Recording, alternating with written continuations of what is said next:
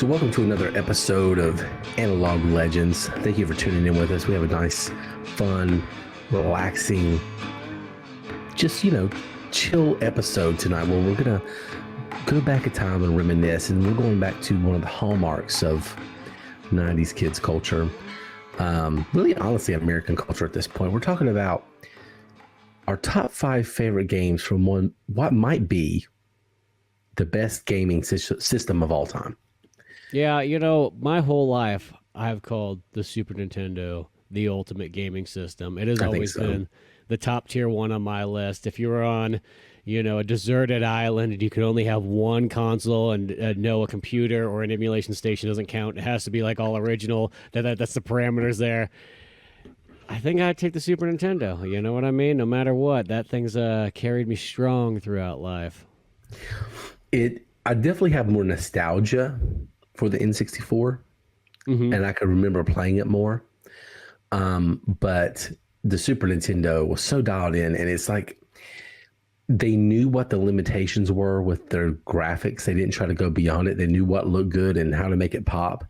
And they had these colors and just this aesthetic that's just is particular to Super Nintendo. Like there was some other games that overlap with Sega that kind of look the same way, but Super Nintendo just had it dialed in. And so like some of these games just look incredible. They hold up so well. And it's still fun to play. And I think it was really what took video games to the next level, because it was kind of a niche thing and it was popular, and a lot of people had the NES. It was a really, really big deal, but Super Nintendo really kind of took it to the next level. So Nintendo is A New Hope. And Super Nintendo is Empire Strikes Back. That shit, it really just really, really dials it in and makes video games a big, big deal. See, that makes total sense, because then Return of the Jedi is definitely N64, and that's one of those ones, either you think it's the greatest thing ever or you have a hard time getting on board. Totally makes sense. It doesn't age as well as SNES. You go back and watch, like, I'll cringe and be like, I'll watch GoldenEye or something, and don't get me wrong, that game's one of the most fun you'll ever have. It might be the best game ever made. It's in that conversation. But man, you go back and look at these graphics for N64, and you're like, I used to think this was like the pinnacle of graphics. Like it's never going to get better than this. How are you going to top this? You look at that water on Wave Race or something, and you're like, oh, it's never going to get better than this. And now I go back and like, oh, this is. It's funny. My whole life, I felt like I kept doing that every single time there was another system. Like I always think of like when I was a kid and somebody first showed me a Sega CD, I was like, "Holy crap! It's so realistic!" Like, dude, when I played Jurassic Park on Sega CD, it felt like I was legitimately in there. That game was so scary, it felt like it was so real. And you kind of go back and play it, and it has really cool graphics, but like it's like cartoony, and it's it has these little live action cutscenes in it, and it's kind of like Myst, where it's sort of a point and click thing. But it's amazing how like your mind back then kind of just wrapped that around and filled in all the blanks and made it just feel like you were practically in VR. And then and that's just how it was when these systems kind of kept going. Like you get the PlayStation, like back in the day, you didn't notice on PlayStation and N64 like kind of how blocky the graphics were. No. You just took that as it was just like, oh man, it's mind blowing. Like I can't believe this. We were playing Atari not that long ago, and look at where we've come to. Yeah, SNES though, it doesn't have that effect, I don't think. There's some games like the original Star Fox and things like that, where they're trying to do something that was kind of pushing the limits of their capabilities and trying to do something new, which that's a good thing. I'm not saying that's a bad thing at all. It's just those games don't age as well. But ironically, Star Fox is one of the games that ages the best on the N64. Yeah, that's like the game that never gets old. Like you can plug that in at any moment, and it plays just as amazing as it ever has. And I feel like that's a game that you could easily show to somebody else and be like, how could you not get into this? Even if you're 25 years past Star Fox 64, you know what I mean? It's just the gameplay just holds up so smooth. Yeah, and there's other than that though, I mean, I think SNES looks the best. It was just a fun set. So many games. I didn't realize until we were doing this. I forgot how many games it's had. It's an insane catalog. And I was going to hack this, little SNES mini back here behind me And I was just like, I don't think I need all these games. I think I need like maybe half, Yeah, but yeah. there's a lot. It's funny when I first bought my SNES Classic, the first thing I did before even turning the system on itself was like I just modded it right off the bat. I'm like, you know what, this is exactly what I want to do with it. You know, it's weird because it's like, yeah, I didn't even turn it on to look at its like initial boot or anything like that. I'm like, let's just put some like other games on here right off the bat. That's what I want to do. You know. There's a lot of games I was nostalgic for that I want to play. I want to go back and play. We mentioned Jurassic Park, the SNES Jurassic Park. Doesn't make my top 5 list because I remember it kind of, I can't remember if it sucked or not, but I remember just not having as much fun with it. But I enjoyed being in that world a lot. But I've always say that one's still pretty or holds up pretty strong. I've always liked the Jurassic Park, the original one on Super Nintendo. But it is one of those ones I feel like you kind of got to be into it. Exactly. You can't just throw it on and go and hopefully hope like, it's going to work out. No. You got to make sure you're committed to a mission when you start that game up. yeah, no, it's, I barely remember playing it. That's my problem with making this list is like, there's a lot of games I know I played and I know I played a lot, but I don't really remember playing them. And, but there's some that just stick out in my mind. So that's kind of what I did with my list is like, I was like, okay, I remember playing the shit out of this game and loving it. So, and there's some other games in there that honorable mentions that were close, but didn't quite make the cut. Yeah, no, that's how I made my list too. I thought, I'm like, you know what? The thing to do is to pick the games that I myself, as a youth and throughout life, really stood out to me almost more than anything else. Yeah, there's one game I know is going to be on both of our lists. I'm curious to see where it ends up on each of our lists. Actually, there's 2 I'm pretty sure that we'll have overlap on. But I think they'll be in different spots. But I'm interested to see where they end up. But if you're ready to go, we're going to do our top 5 SNES games. And I guess our criteria is just what we love the most, not what we think are the best, our top 5 favorite SNES games. And so do you want to go first? Or you want me to roll off mine first? Doesn't matter. If we go first, I got like a couple honorable mentions I'm going to throw out just right off the bat. Well, let's do that. Okay, well, there's 2, and realistically, these are, if I had to say like my top 2 probably favorite games on the SNES / top, almost favorite games of all time. These ones are both up there extremely high, but I oddly didn't put them on my main list because, I'm like, you know what, these ones are kind of 2 big heavy hitters, and so I kind of wanted to save it more for some special games that might not get nearly as much love. But the 2 big ones I just want to throw out there that no matter what, I always go back to time and time again is Chrono Trigger and Mario RPG. Both of those RPGs I think are stellar. They're the ones that kind of almost create this era of the modern RPG that goes on for like the next like 10 years or so. But so good, both of them. Stories are amazing. Mario RPG is just so much fun.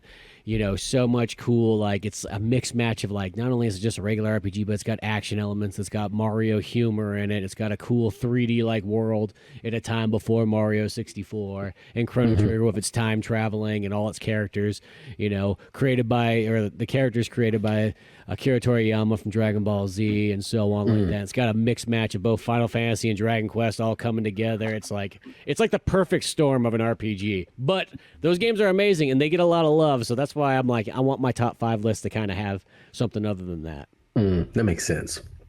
Yeah, they're both really good. I barely remember Chrono Trigger at all. But I know anytime you're listening to best SNES games, that one's like always in that probably top 3 somewhere. If not, maybe number 1 sometimes. But yeah, so I don't have like specific honorable mentions except for maybe 1 or 2.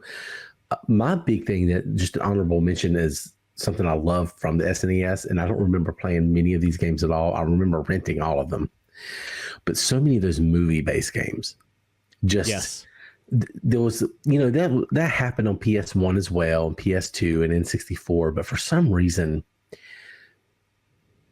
Super Nintendo did it the best, I think. Just in terms, and they had creative things like Terminator versus RoboCop and stuff like that. I think they had an Alien versus Predator game before the Alien versus Predator movies, if I'm not mistaken. Yeah, because they're based them off the comics of that time period too. Yeah, so there was like a lot of interesting stuff on there. But I mean, like you think of a movie. I mean, they had a Lawnmower Man video game. Like, Yeah. they had about everything. They Cutthroat Island. They had a video game. So that's just something I loved about the SNES. So many of those games, and some of them are good. Obviously, the big ones are the Star Wars games.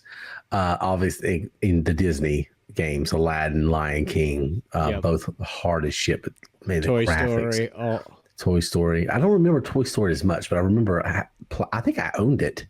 yeah, that was one of those ones that had some like really like super graphics for the time too, where you're like, oh man, that's like almost 3D. Yeah. Yeah, But, they were really good. yeah, I'm always one of those ones. I've been a big fan of movie adaptation games forever. And, for years, you'd always see it in the magazines back in the day that people they'd always want to crap on movie adaptation games, saying that they used to always say, like, oh, they're all terrible. And I used to go, no, there's a handful of them that are, but I think the majority of them are pretty darn fun. And at least, maybe perfect games, but they're still very enjoyable, especially if you like the source material and so on like that. And sadly, it's something that doesn't exist. They kind of stopped doing movie-based games and so on like that, in the last like 10, 15 years. Like once in a while, you'll have a few things that kind of come out, or there'll be some things like, say like Batman Arkham or something like that. That's like, I mean, it's kind of like, a tie-in that's doing its own thing. But I love movie tie-in games from like, I don't care, NES, Super Nintendo, Genesis, N64, PlayStation. Like, there's so many of them that stand out to me, and especially on the SNES. There's a great company, speaking of Jurassic Park, called Ocean that used to do a lot of movie-based games. Yeah, it's just something. The Batman ones were pretty rough. I remember. But well, some are better than others. Yeah. That's what I will say. There's some great ones, and then there's some kind of okay ones. But I think there was one based on the animated series. that one's really good. But Yeah, I really remember tough. that. Yeah, I remember that one being pretty good though. And about the Batman Forever one, it looks cool. It looks very Sega, is what it looks like. Yeah, I think it was one of those ones that was made on Sega, because that happened a lot too. And then they just ported it to Super Nintendo. Mm-hmm. That Yeah. rarely happens the other way around. Yeah, you could tell a lot of them that feel like they were made for the other console, but yeah, there was so many movie-based games. One I'll mention that was people forget about this one. I never hear it talked about. You and I have mentioned it before, but this is my one honorable mention. Charles Barkley, Shut Up and Jam. Oh yes. God, I played the shit out of that game. I mean, I love I love basketball, but man, in the '90s, that was such a big deal, and I felt like those cuss words in it, like not bad ones, but like damn, and Damn. I was like, Yeah. and I was like, oh, this is edgy, you know what I mean? Because Charles Barkley at that time was his whole thing was, I'm not a role model. He's like Michael Jordan's wearing the white hat. He's wearing the black hat, which now these days is kind of reversed. But yeah, I always loved that game. It was fun. It was street ball. Yep. And it was good. It was a good alternative one. I remember that one being sweet. I have to pull that one back out again. I've always been a go-to NBA Jam person, and it doesn't matter. But I'll save that for a little bit. And Yeah, same. I do have two other honorable mentions I do want to mention, and these ones are just. These come from like the era of in the later 90s when I discovered emulators and ROMs and all that stuff. And then you could find all these extra Super Nintendo games that you were never going to find in America, or, maybe they're European games and so on. But there's two games that I put a lot of time into. And there was a Sailor Moon beat 'em up game that I remember me and my buddy used to always play. And it was just like, it was like hilarious. It was fun. It was just your standard arcade beat 'em up game. But something about that one was so much fun. And I remember there was a French version, because that's like the only like outside of Japan version there is too. So I remember that was the ROM I had, was the French version of this Sailor Moon game. And then another one is another anime one too, Gundam Wing Endless Duel. And it sounds weird. It was a fighting game like Street Fighter, but it was actually almost more advanced than any other fighting game at the time on Super Nintendo. I mean, it almost kind of sort of felt like it could have been playing on like a PlayStation or a Sega Saturn. Like it was like that far as like the gameplay was going. And that was the one too. Like once I kind of introduced that to some other guys and stuff like that, like I kid you not, like we would get the computers at school, those like Windows 95s and 98s, and start installing ROMs on there and so on like that, and you'd have big old fat tournaments playing that game like all the time, like in different classes. So those are two that I had some real nostalgic for, but they're just my honorable mentions. Yeah, I've obviously never played either one of those, but I would like to see footage of those and watch somebody else play them, which is pretty much my relationship with the Super Nintendo at this point. Like I fire up the mini sometimes, but I have barely played anything in years. Thanks, kids. I was playing some stuff on Switch though. I was playing some, and I think the ones I was playing on Switch are all in my top 5. So, okay. Well, let's jump into this. So your number 5 SNES game of all time. Well, my number 5, speaking of movie tie-in games, that's exactly what I'm going with right off the bat. As actually that comes up multiple times here, but it's True Lies on Super Nintendo. I never played it. Dude, True Lies is one of these ones like it's almost something extremely special. Like it's a top-down kind of shooting game where you go through the True Lies story. Of course, you plays on. Yes. And it's got and the one thing too about it was like at this time period, it's a very violent game. Like too, like there's a lot of blood in it. Even though I want to say there's almost more blood in the Genesis, like one of those things too, because I have it on both Genesis and Super Nintendo. But like it had a cool, like, you could strafe and everything in that too to take enemies out. So it was kind of a lot more advanced for the time than like, a standard game. You had to kind of play it kind of strategically. You could roll into action and take cover and so on like that. There was civilians you had to watch out for shooting. And then there's also a funny level because there's like the mall one where Arnold's doing his chase thing where there's all these civilians, but there's guys that are chucking grenades and they'll sometimes hit the civilians and you'll just watch them blow up and like go across the screen. Like it's but yeah, dude, it's like one of those initial games that just gives you a like the guns feel good. Like they don't just feel like kind of like an arcade action one where you're just blasting things and so on like that. Like when you shoot somebody with a shotgun, you got the sense that like, oh, that guy just took a bullet right there in his gut and he's bleeding out. Dang. I've actually, as soon as you mentioned top down, I remembered watching somebody watching a long video of somebody going through the whole game, like probably about a year ago now.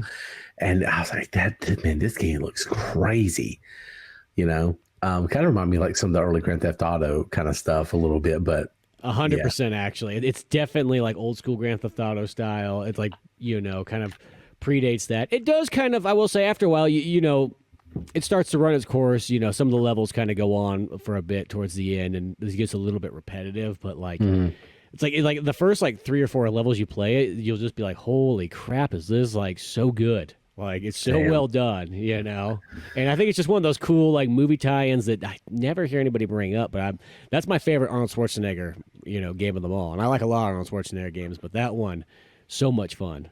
Is that the only one on your list? It's an Arnold Schwarzenegger one? Yeah.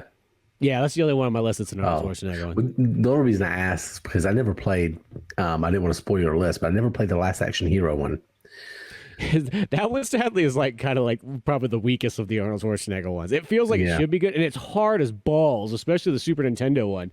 I remember me and my buddy when we got it back in the day, like we like could not get past the first level for like ever. We like kept coming back to it like every week, and we're like, let's give it another go. Let's give it another go. And then my buddy got it on Sega Genesis, and that was like the first time we got past the first level. It was almost like slightly easier on that, but yeah, that one was tough. Like, and not like in a good tough way. And it's not like it was a terrible game, but it was just like, holy crap, why is this so ridiculously hard? It's like second level Lion King hard. Oh Jesus, fucking don't get me started. Don't get me started. Yeah, man. See, SNES was so cool with their fucking tie-ins and the shit they did with that, and it's just some of that shit was dialed in. And I remember watching that game about a year ago. Man, this game looks really good. I wish I had it. Mom and Dad probably, found a way to hide that one from me. Yeah, it's definitely one of those ones that it fits in like the Mortal Kombat kind of category and so on. It's only rated, I think, teen, or MA13 for the old ratings. But, realistically, I probably would say it's probably more violent than Mortal Kombat if you really think about it. I think the other one with that thing with that one is my catalog for SNES was based specifically on Kathy's Video in Troutman. I'm sorry, T-Town Video in Troutman, North Carolina. T-Town Video. They had like a big SNES selection and a big Sega collection. And by the time the other store came along, Kathy's Video, it was that we were in the 64 at that time.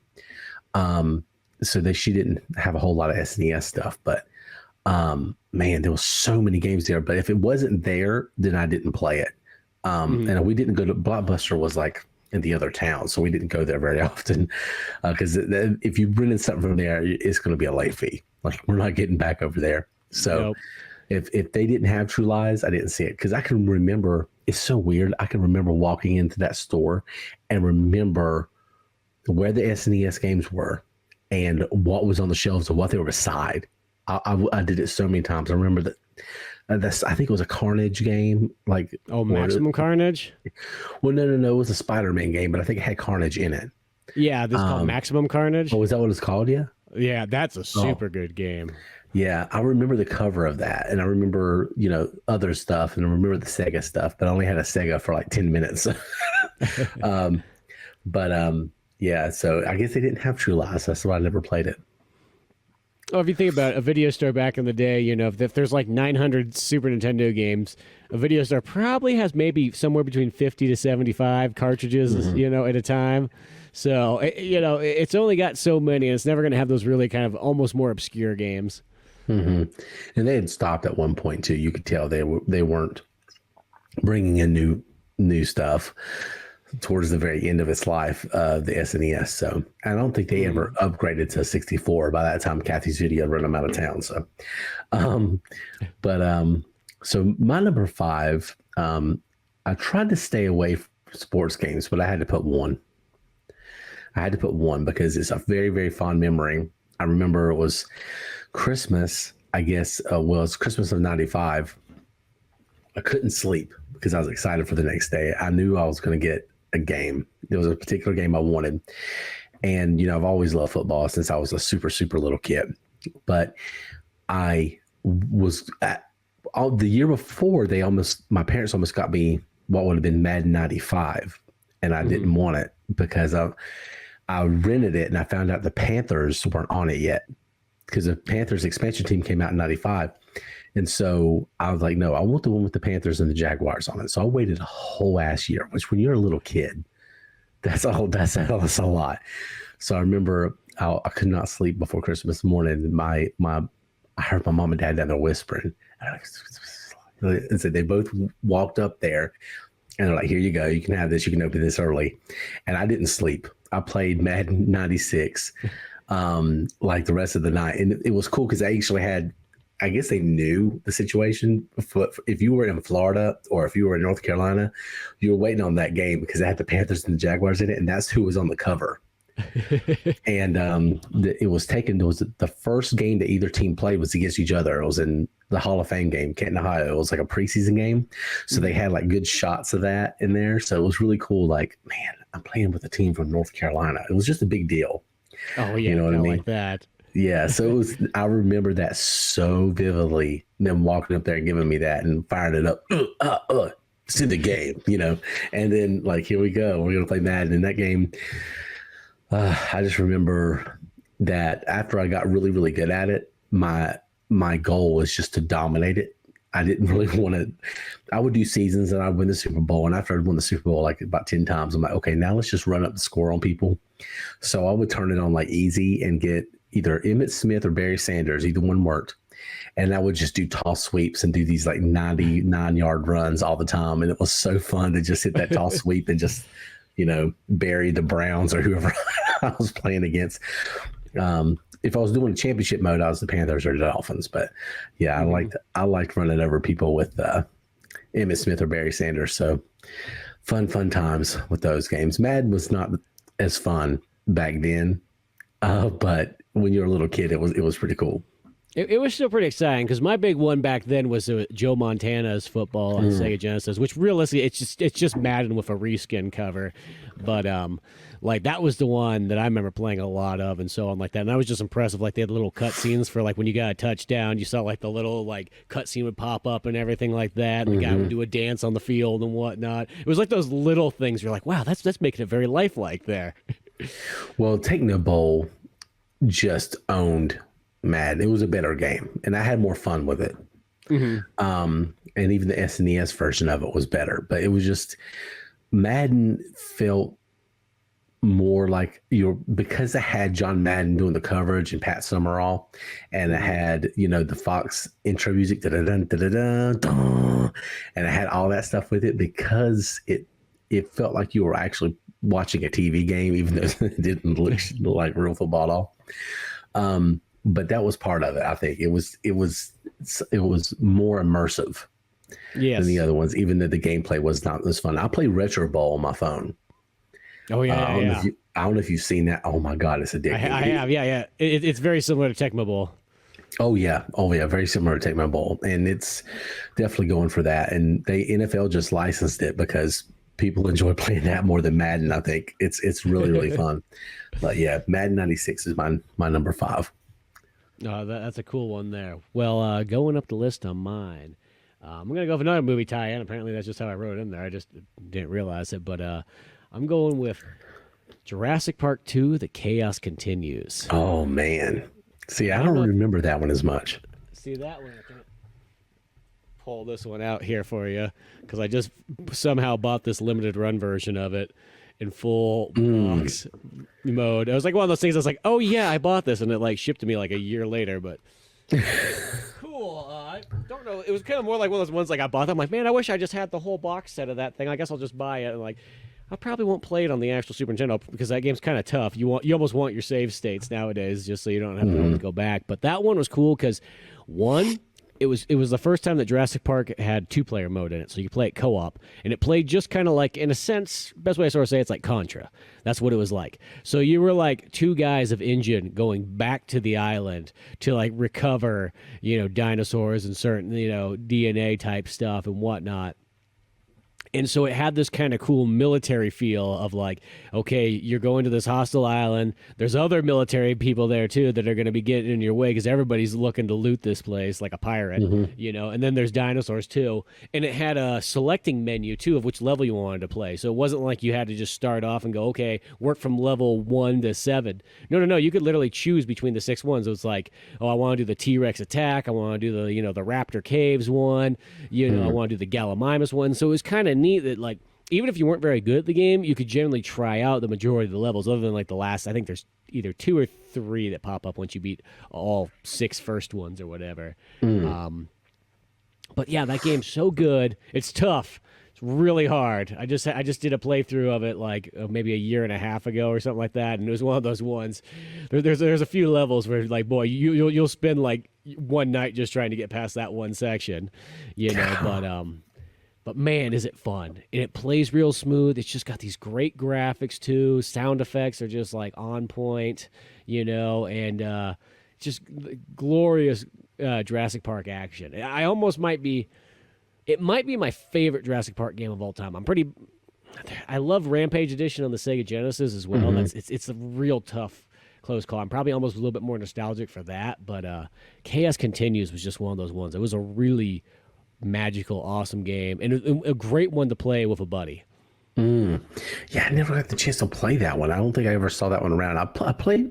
I think I even bought the original one, like just the original movie one, but I never got to any of the sequels. I don't think I've ever played another Jurassic Park game other than that first one. I really don't. Yeah, I don't think I've played anything, which is kind of sad.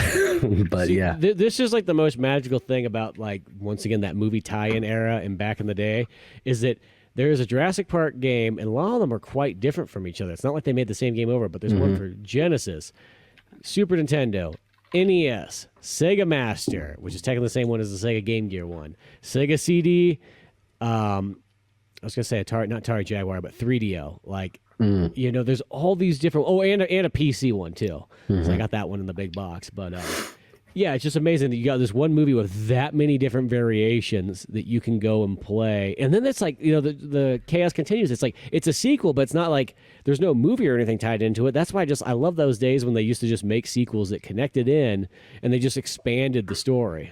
Yeah, it's good until you're disappointed that the sequel to the game is better than the sequel to the movie.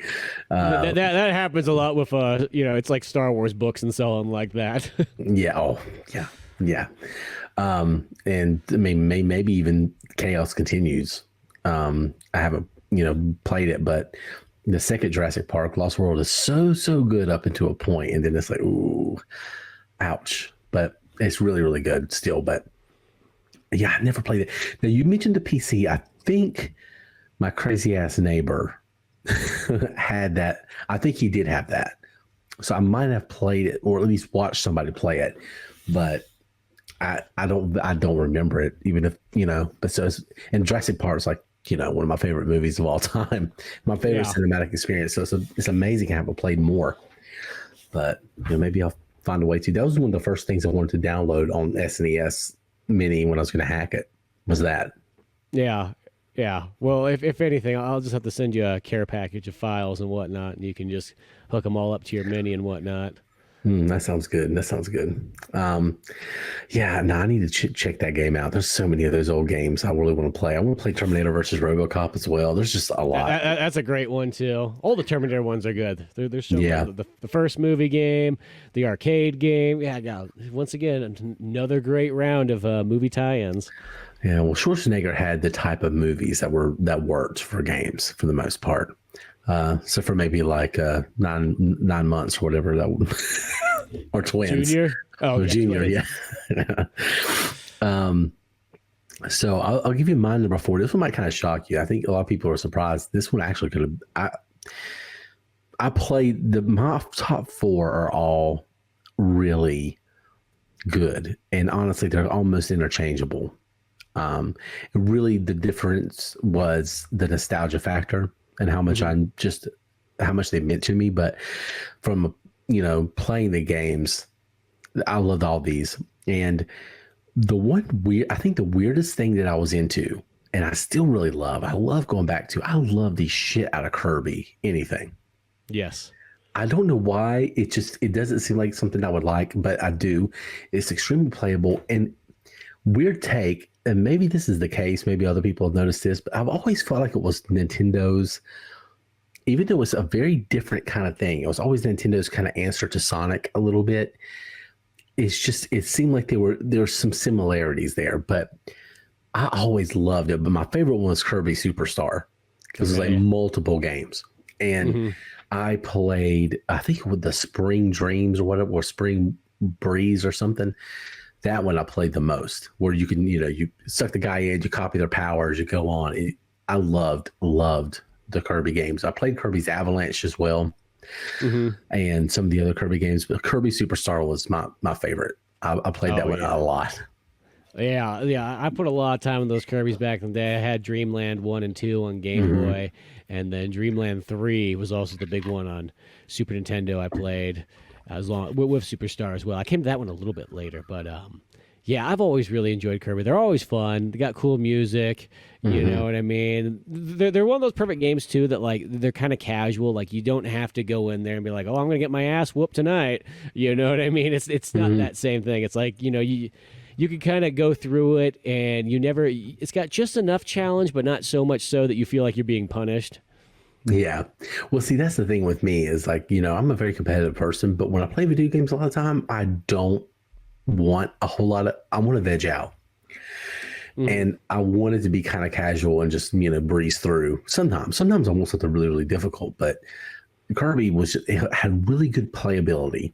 And it was so like, I'll go back and look at it. I'm like, it's so weird. The whole thing's like a fever dream, which I guess is the point. But that one in particular was so fun. Now there was that one part of the game. It was like it was like a racing part almost. It was like you're running. It's like an obstacle course kind of thing. And I used to lose at that when I get pretty pissed off. But the rest of the stuff was really, really fun. But yeah, Kirby Superstars, I think is what it's called. I love the shit out of that game. Oh, great game. Kirby's always fun. Yeah. And it's one of those ones like, and it's like you can pick up even like the new ones, and they still hold pretty classic and true. It's like what you remember, but like in a Hmm. good way of new levels and new powers and so on. Hmm. Well, what you got at number 4? Well, mine is I'm at number 3 Oh, now, sorry, 3. Yeah. climbing up, and now this is what I would call probably my heaviest hitter of the list, but it's still a little bit of a curveball one. But this is the out of the whole series, this is the one that I had the most amount of memories with as a kid growing up. We put a lot of time into this one here, and that's Donkey Kong Country 2, Diddy Kong's. Mm. And that one to me, with Dixie Kong in there and everything like that. And it's just such a bizarre thing to know is like, okay, you have a sequel of a game. It's got the main guy's title in it, but he's not even in the game. He's actually captured, and you got to go save him. But Hmm. it just doubled down on that pirate theme. I felt like the levels get even more dialed than this one. It's bigger, more challenges, more enemies, and so on like that. The music in it's just ridiculous. I just felt like, I mean, that whole series is great. Like it's one of those ones like I almost look at it like the original Star Wars trilogy. It's like all three of them are pretty much perfect. It's almost like a personal preference which one you truly like more. It's what I mean. One's not technically a better one than the next, and but if I had to go with one for all nostalgic sakes, Donkey Kong Country 2. Man, I love that game so much. The only reason that it's not on my list is because I didn't know which one I wanted to pick. Hold on. All right, so obviously things have changed. um, in the middle of this episode, is literally just 5 minutes. We just started over 5 minutes ago. Actually, it's been like 2 weeks. I But found my N64 hat in the process, so I thought it that's was good. worth having for the little Nintendo like review top 5 list. And it was great because when we turned this thing on and you had your Nintendo 64 hat on, we discovered that there was this screen thing running, and we that may have been part of our problem with some of our internet woes. Maybe, I don't know.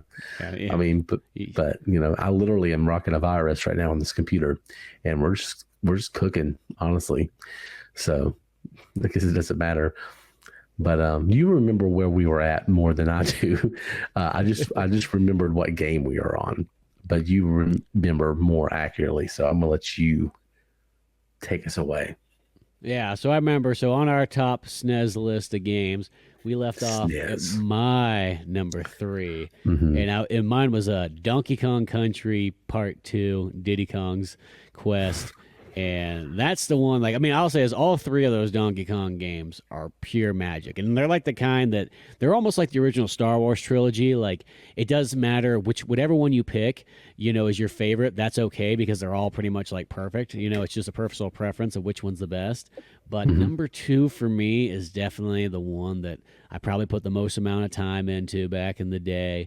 I just love playing as Diddy Kong and Dixie Kong. The music in it's so good. It was even bigger than the first game, with even more secrets and so on like that. And playing Donkey Kong, any of those Donkey Kong countries back in the day, it's like it was kind of mind blowing how good those graphics look too. Like that's kind of hard to explain to somebody nowadays, but then it was like it just didn't feel like that was a Super Nintendo game. That felt like you got the next system somehow, some way.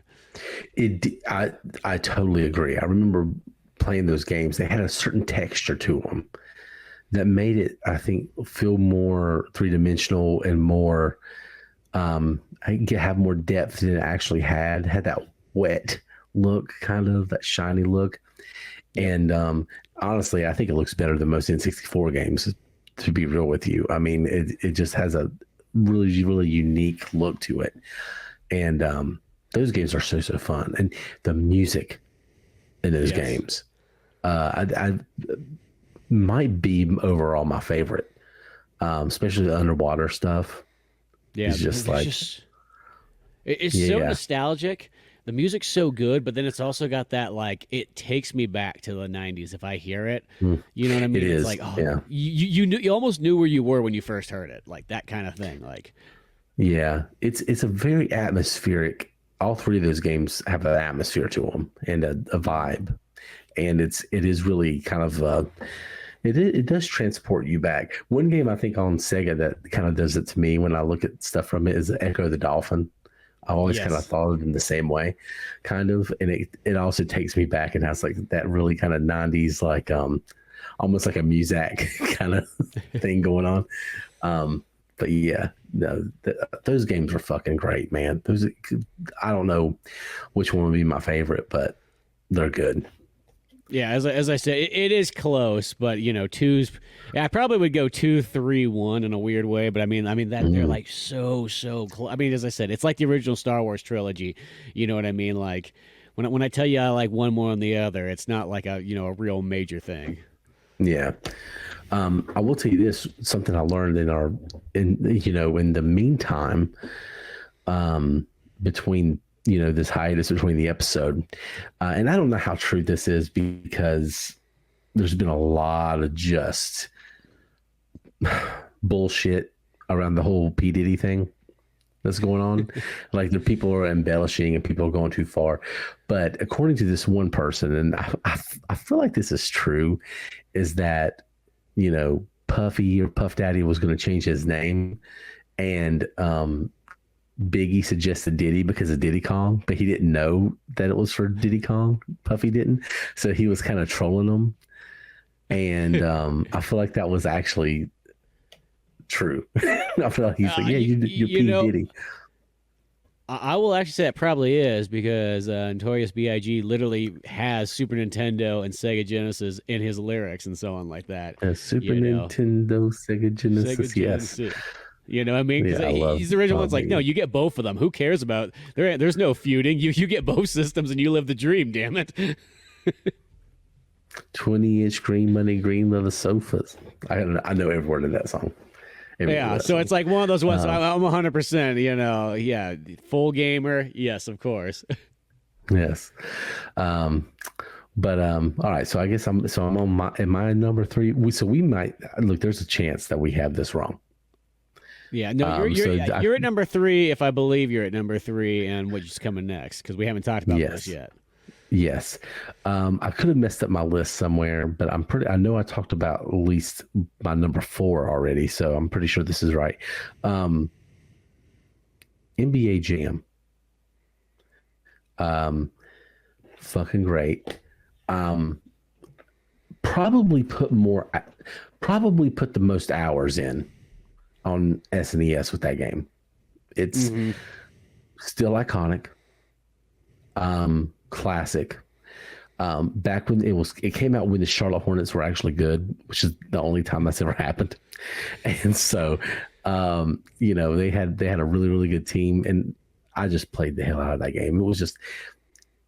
It was kind of the apex of 90s basketball culture, which is saying a lot because 90s basketball culture is everything. We've talked about that a billion times on both podcasts.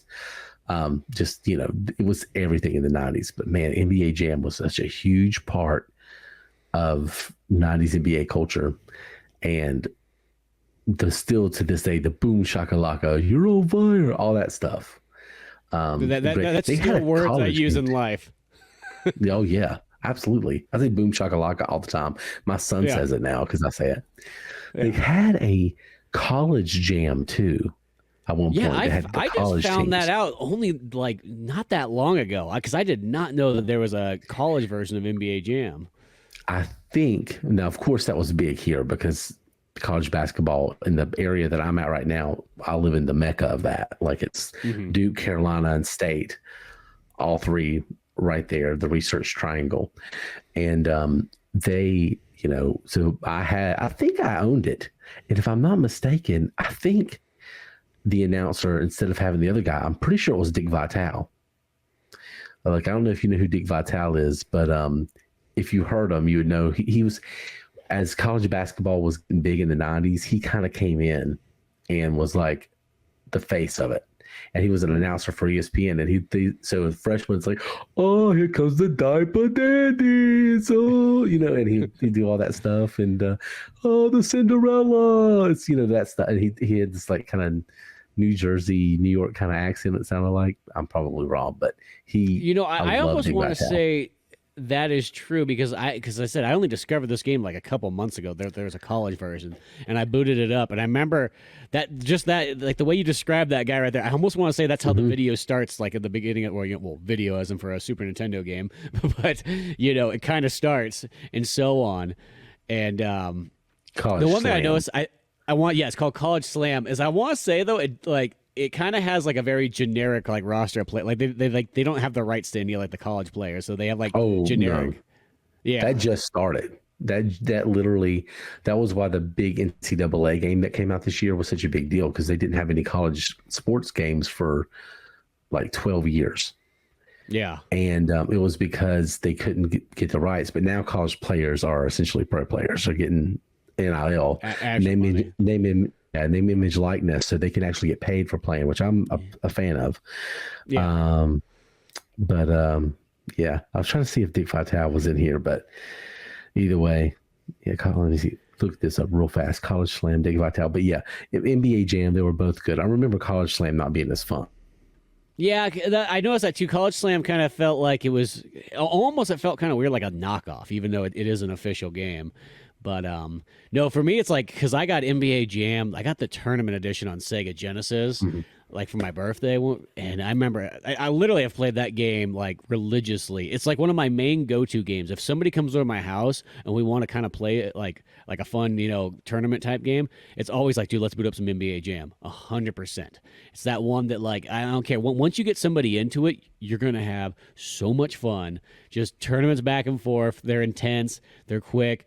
And I always like that tournament edition version of NBA Jam because it just added in a lot more features. It's the same game, but then it, like, you could have these special modes, and you could turn on like the bonus point things where like it would pop up, be like, oh, if you shoot from here, you get 5 points. If you shoot from here, you get like an extra fireball, and so on. And it just made it kind of fun. There was all sorts of things there. Top it off, I remember my cousin back in the day, like he said, this is like how old school it is. He just sent me magazine clippings in the mail from like a video game magazine he had, where it had all the secret characters. So you could play as Will Smith, you could play as Jazzy Jeff, you could play as Bill Clinton, which I thought was the most amazing thing.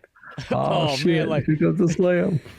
Because that was one of the coolest things about like NBA Jam, is it offered, like, it was such a game with huge depth in it. Like, not only did you have like one of the best like multiplayer games you possibly could have, there were so many bonus characters. I mean, that list went on for like ever. I mean, there was probably, a lot of them were like, even like you're playing as the people that created the game. There's probably like 100 or so bonus characters, which is just almost like unheard of. Even this day and age, it's still like, it feels like an unheard of amount to have.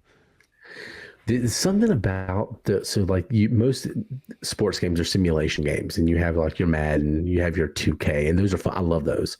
But what really creates the memories, what really brings people back, and like, oh, you remember when they did this, you remember when they did that, are the arcade sports games, the NFL Blitz, NBA Jam, Wayne Gretzky's hockey. It was coming out of my mouth because it's just, I think those two are the best two sport games ever made.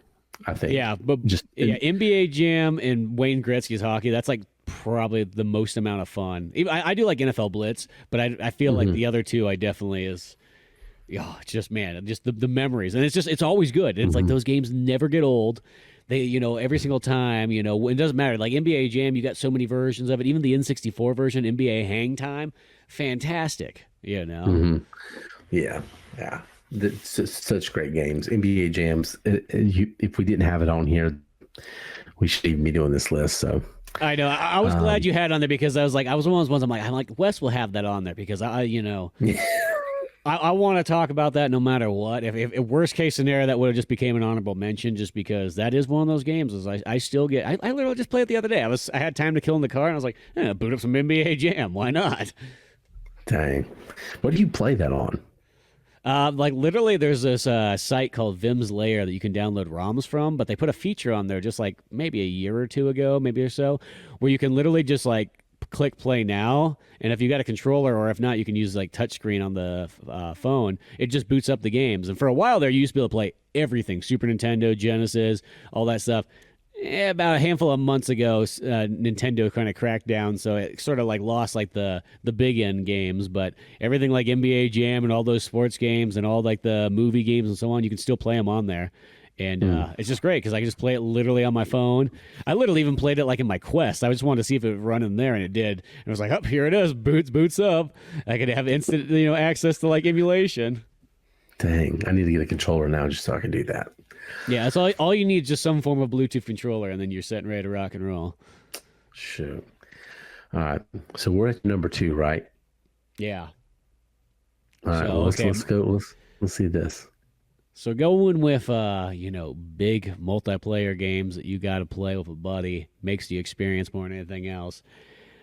Especially, this is also another one of those arcade ones that has both a magical version in the arcade, magical version at home. But for my number two, I'm gonna go with Sunset Riders. Which is also my number two. Yeah. And see, that's the thing is Sunset Riders. One of those ones I got the arcade version. I love the living daylights of. I have such great memories of that. But I kid you not, I've put so much time in that Super Nintendo one. You know, both in real version, on emulator version, like whatever one I can get my hands on. I'm 100% down for some Sunset Riders. You know. And the Super Nintendo one's just super fun. It really holds up well. You can choose your characters and so on like that. It does lack there's a little bit of things that are cut from the arcade one. You know, you don't have the females in there that throw the dynamite, and you don't have the Native Americans shooting at you. They just sum it up to one Native American. Yeah. And I don't think that's a PC thing necessarily. I think that's more of a we only have so much memory for so many sprites, so we got to cut out. Which sometimes sounds worse when you say it like that. Be like, well, you know, it wasn't a racist thing that we kind of had going on. We just thought, let's just get rid of them all in general. we had to limit our engines. All right, we can have them run around. And that game has so much. Just listen. If you never played Sunset Riders, just watch the opening. Yeah. Just watch the opening to the game. It's so cinematic. It's so iconic. It's just this game is so badass. They're like, we want to just do something epic, and they did. And it was so playable. It's so fun. It's so creative. It's witty. It's charming.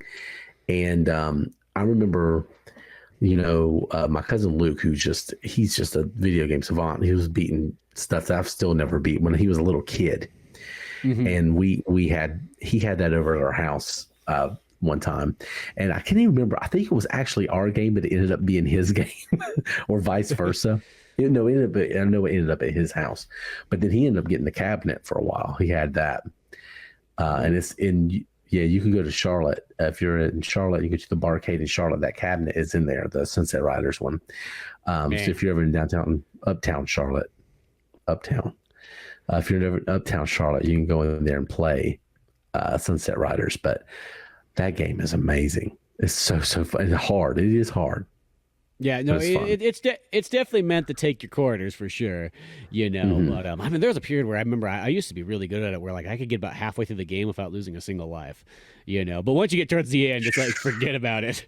Richard Rose at that point, it's just like how much money you got, boy. Like that's all it is there. You're just gonna get shot over and over. If you're lucky, maybe you'll dodge, but still, yeah, it's like everything about that. The music's iconic. It's got the cowboy thing going on. All the characters. I just love all the characters. All the bosses. Everything about it is there's so much depth going on in there. And once again, it's still one of those things where there's very few Western games ever made. Like it's like you could almost count them all on like, two hands. It's just so strange. But, and Sunset Riders kind of being, especially that time period, it was like we had Sunset Riders, you had Gunsmoke on NES, there was Wild Guns on Super Nintendo, but there wasn't that many. It's weird how that genre just does not have a whole lot of games, but where'd you learn to shoot like that? 7-Eleven. I would say Back to the Future 3 when he says that. But no, Sunset Riders is amazing. Just watch a playthrough. If you've never played it, just go watch it. It's just so creative. I've always wanted to, like, my main movie idea is just to do a Sunset Riders movie.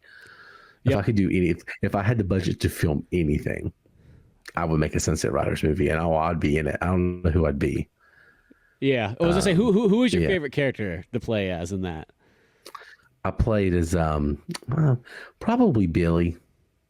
Billy, yeah. Probably. I don't know. What's the Mexican guy? Coromando? Yeah, Coromando. I always want to call him Comanche. I'm like, that's right. Yeah. Me and my buddy Sisker used to play it all the time. So he was always Coromando, and then I was always I played as Bob. Bob. Yeah. Was Bob blue? The Bob was the one with the long blonde hair, and he had the shotgun. Okay. Okay, And then there's that's the one Steve I was. and Billy. Yeah. Yeah, yeah. No, I was thinking of Bob then because the shotgun's nice.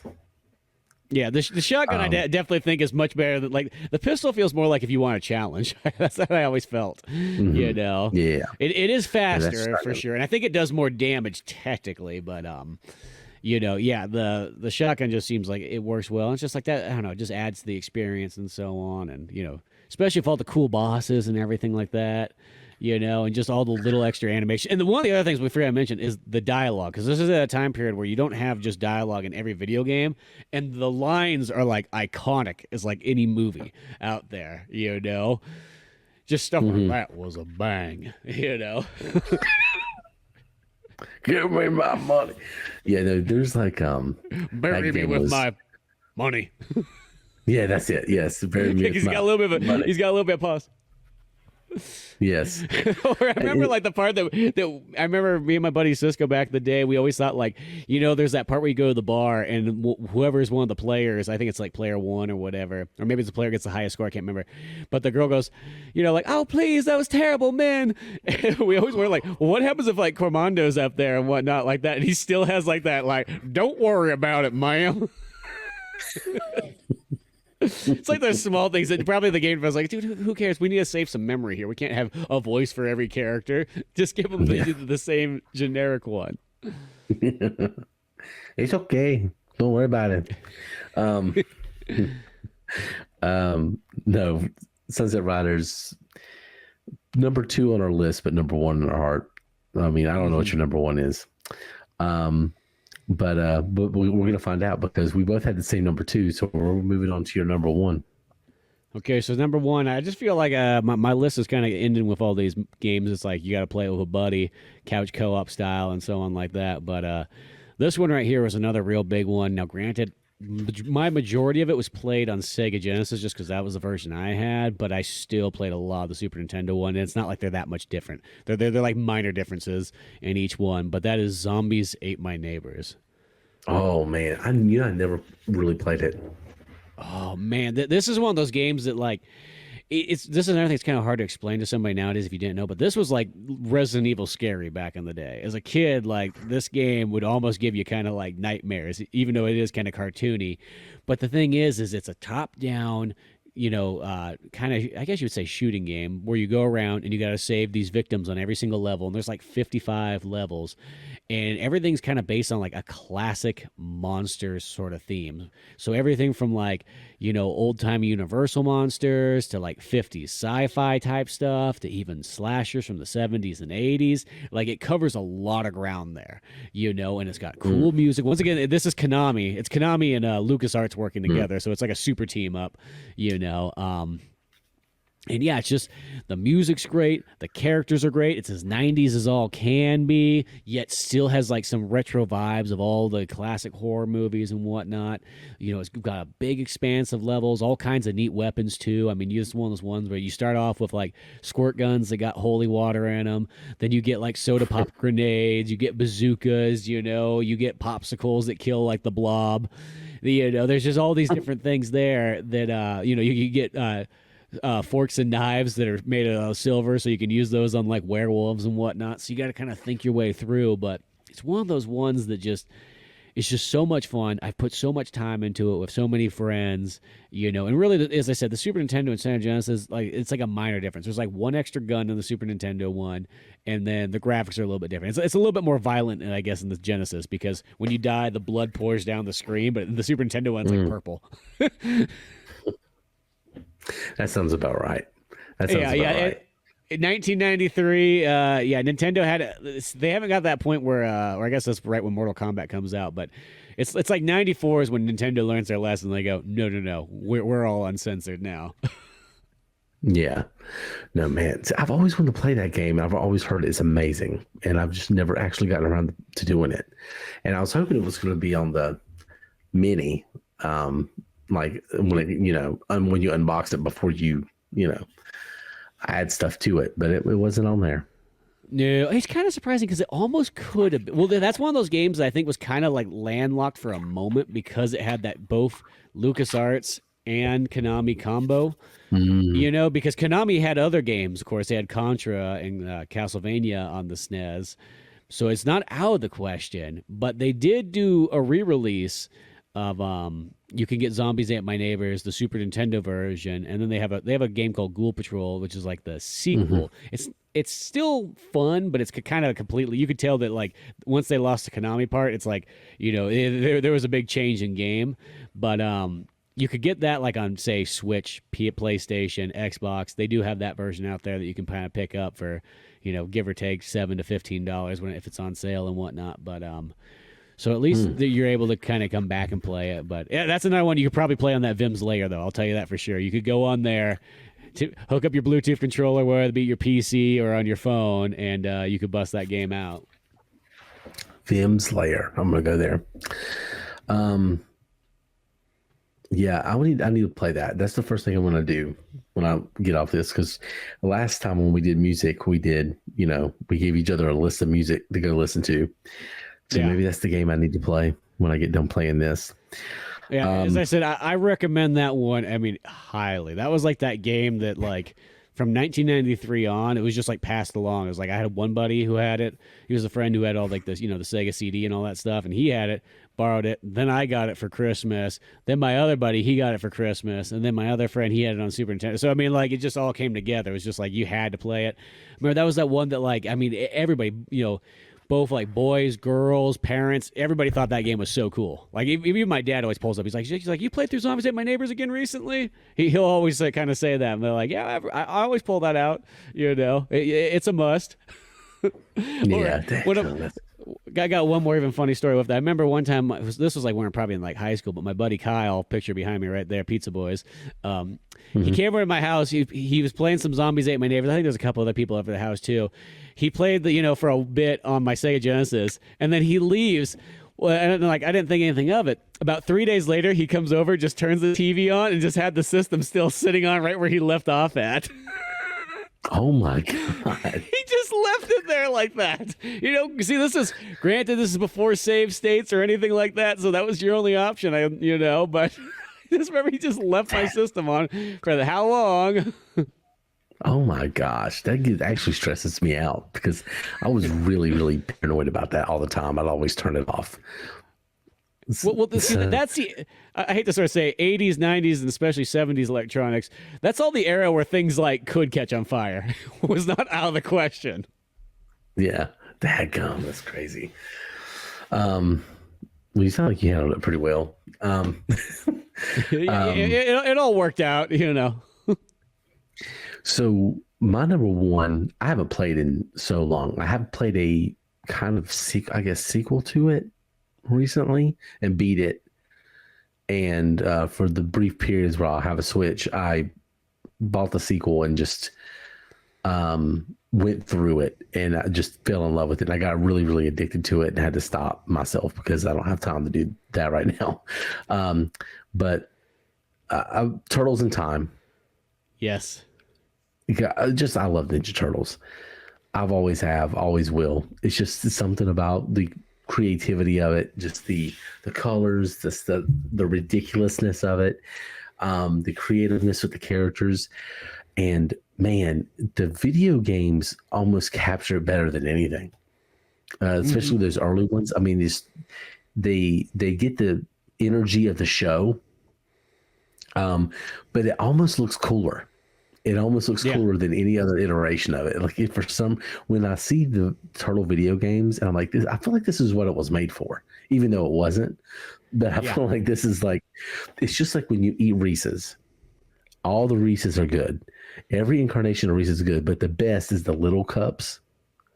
Like that's the best version of Reese's. It's the same thing. Power packed into there, Yeah, but you eat that one, you're like, this is what it's supposed to be. This is what God intended. Okay. And that's when I see Ninja Turtles, like it's great in every aspect, whether it be the TV show, the movies, the video games, the, action figures, everything, the comics. But for some reason, when it hit SNES, it's just like, oh, this is home.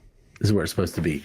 It's always been pretty much my favorite iteration of the Turtles, really. But man, those games look good. They played well. They were just challenging enough. I mean, they're not going to be super challenging because, except for that like the sewer episode. I mean, that level, holy fuck, that's just atrocious. More on the NES, but man, those games, all of them are good. Turtles in Time's the ones I remember the most, and so that's the one I go back to. But I played Shredder's Revenge recently. Got into that. Super. And oh my god, you get Casey Jones. You know, after you beat it, and then you get Casey Jones, and you go back through and play with him. Oh my god! If you have amazing. Netflix, you can literally get that game for free on your phone.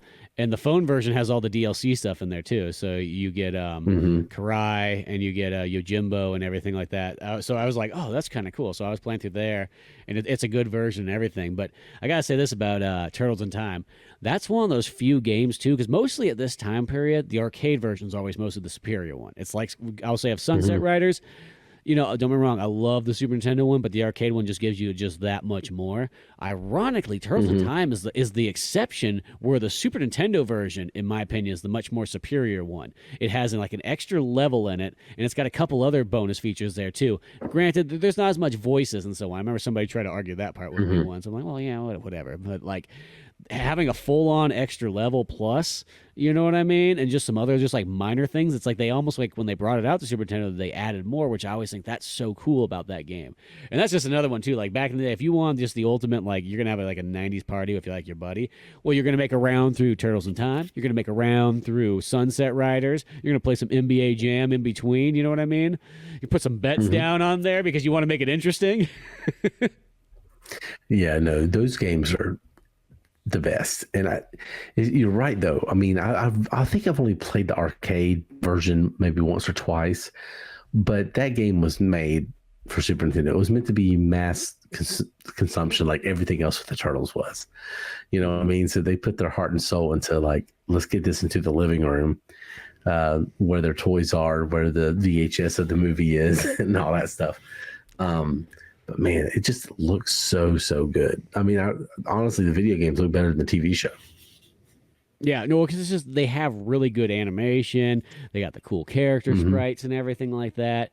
There's just so much going on. I will say, yeah, I remember one thing that bummed me out. I remember back in the day as a kid, like, because you just think that's just gonna work, right? And I got the SNES like multi-tap thing. So my first thing I was like, dude, we're gonna be able to play 4 players on Ninja Turtles here. Well, that's not a feature. You know what I mean? In fact, there's very few games that thing really works for, other than sports games and so on like that. I remember that kind of bummed me out. I was like, but in the arcade it's 4 players. I thought that's all I was gonna need.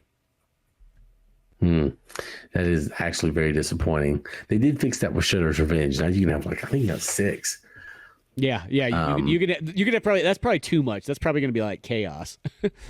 Oh, it is. I've watched this playthrough for it. It is kind of chaos, especially because all the specials in there, they do that tornado thing, kind of like, and you know, so you'll have like 3 people doing that at once, going through their special stuff, and it's just craziness. But yeah, Turtles in Time is, you know, definitely the one I'm most nostalgic for. If I could say it's my best, maybe not, but it's definitely in that conversation. Even without the nostalgia, it's just up there. But when you add that in, just oh man, it's so good. It's still the best version of anything they've ever done with Turtles in terms of video games.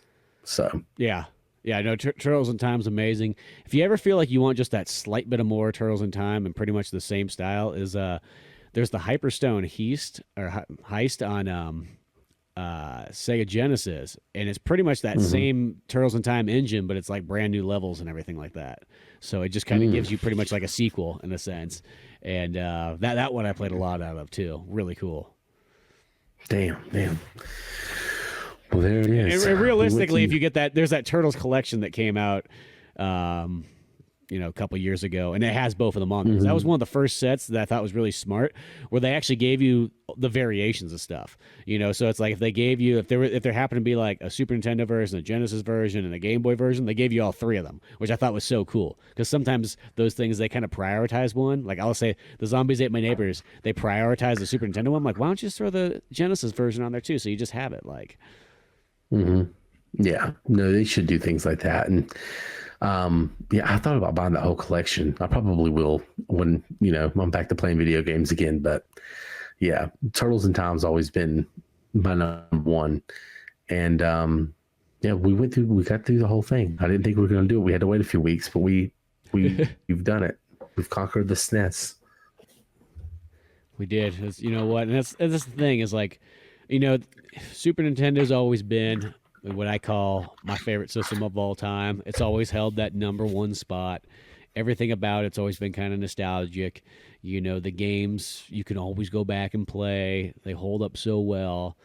And, there's a mixed match. There's games that you could jump into and casually play for a half an hour, and there's games you could sit down and play for 80 hours if you want to. It offers so much variety, and then I still keep finding things. Just like that College Slam, it blows my mind when I find stuff like that, because there was a period, like once emulators and ROMs came out, like I felt like I just tried everything on there. So it felt like there's a point where I'm like, well, I've played every Super Nintendo game, and then once in a while, I still keep finding stuff where it's like, I never played College Slam before. I don't know why I didn't put two and two together that happened to be an NBA Jam thing. Yeah.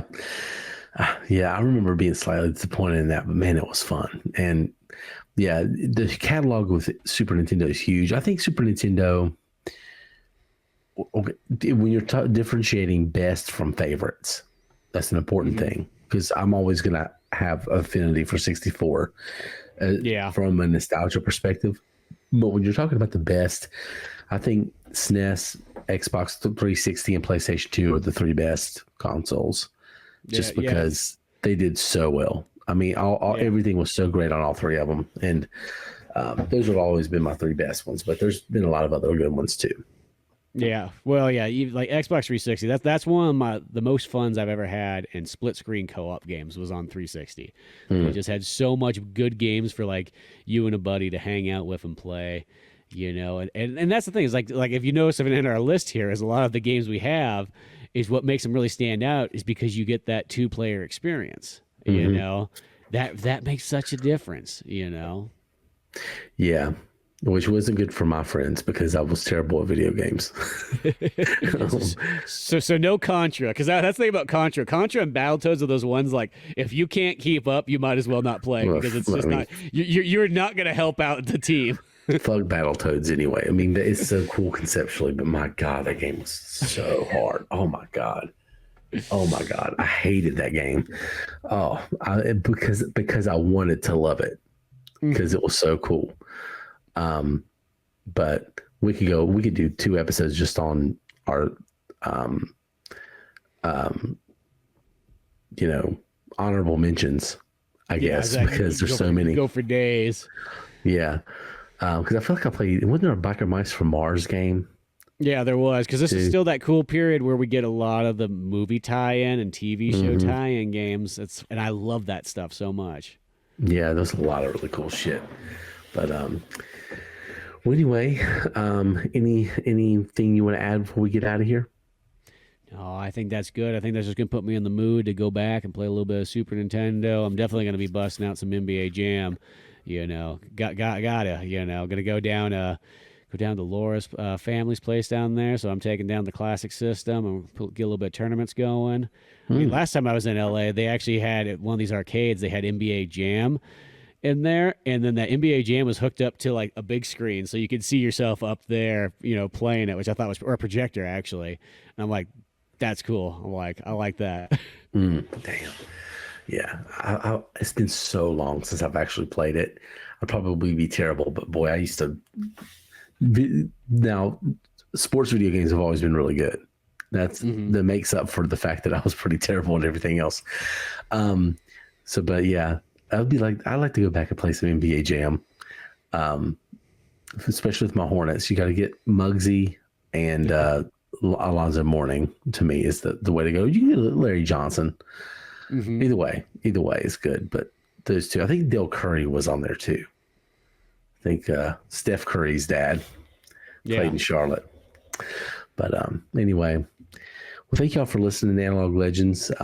As always, you can go to @ViaVHS and argue with us there.